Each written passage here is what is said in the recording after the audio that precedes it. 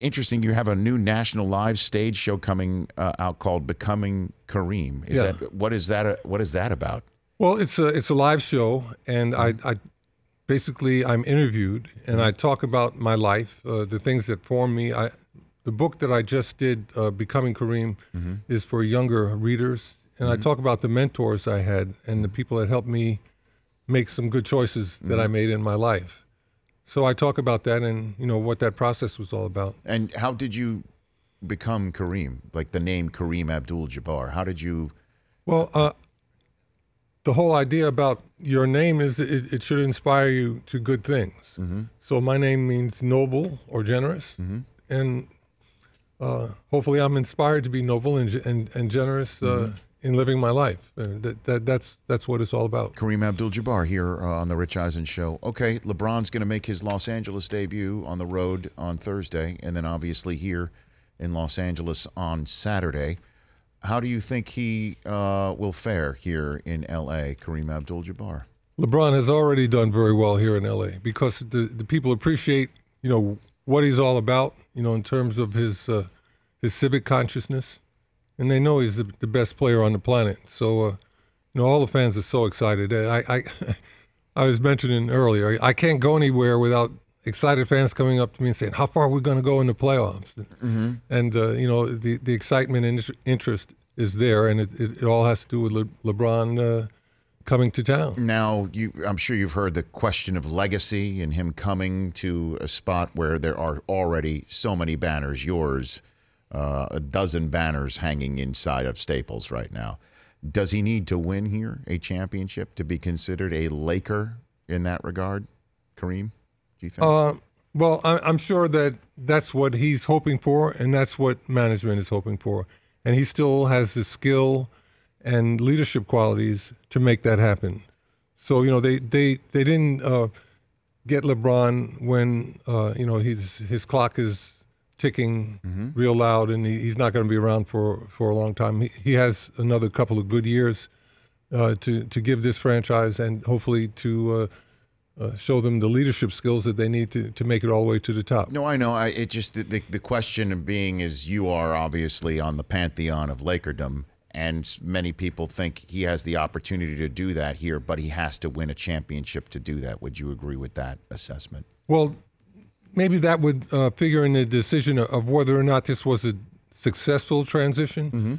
But LeBron doesn't have anything to prove, So in that sense, I don't think he can screw up because he has nothing to prove.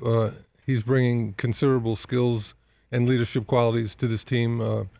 The Lakers will definitely benefit from that. Kareem Abdul-Jabbar here on the Rich Eisen Show studio. And again, we'll talk about your book and your collection in a second. I want to talk Colin Kaepernick with you a little bit here. Sure. Have you spoken with him? Yes, I have spoken to Colin. When was the last time you spoke to Colin Kaepernick? A couple months ago. Okay. Yeah.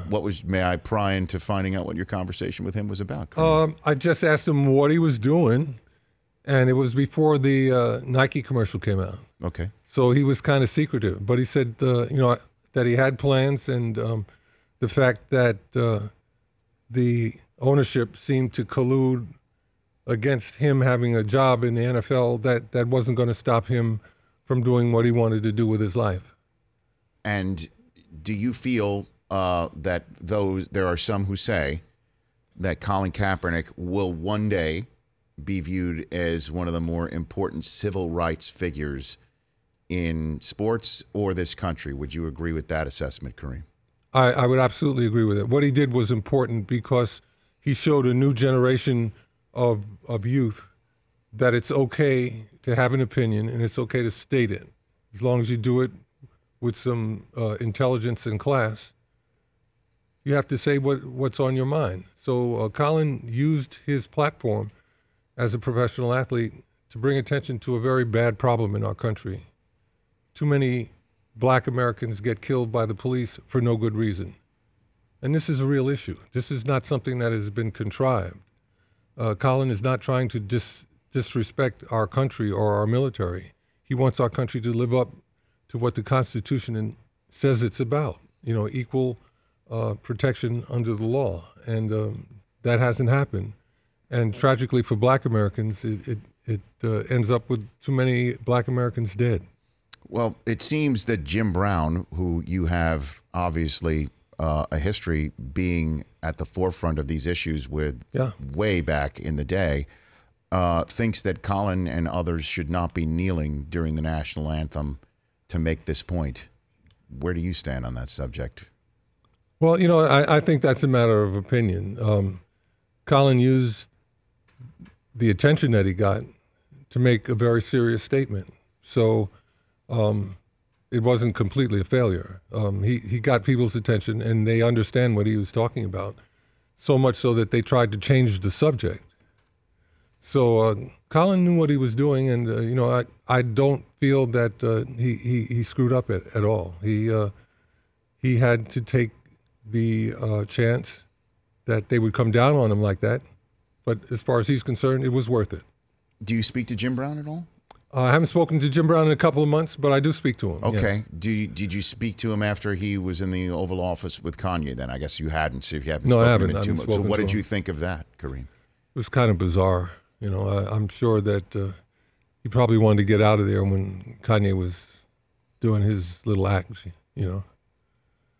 And I'm just seeing a photograph here of you, Muhammad Ali, and Bill Russell. Shades of yesteryear. Jim Brown. What was the circumstances around this photograph? That was the Cleveland Summit. That was the attempt by Jim Brown and Bill Russell to get a number of athletes together to see if we could help Muhammad Ali deal with the issues he had with the federal government over refusing to go to Vietnam.